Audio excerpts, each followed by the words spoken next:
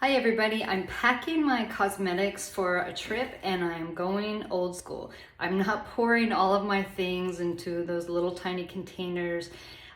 I can't deal with it. That takes a long time and I'm going to a couple of events where I really want to look my best. So I'm just bringing my full-size stuff and I'm gonna check a bag. So this is my big giant cosmetics bag that I love. Usually I only use it for road trips, but I'm just gonna put it in my check bag.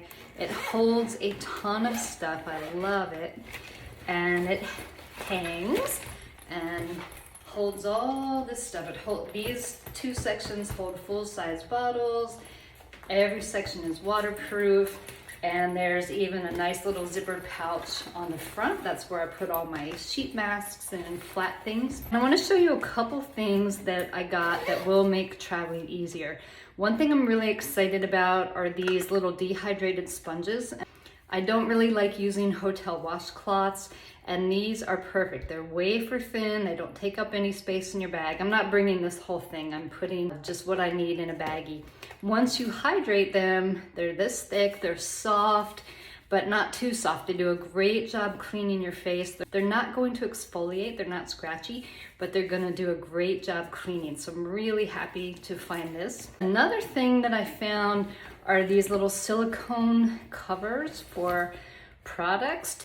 You know how things just tend to leak when you fly? And they're kind of like condoms for your cosmetics.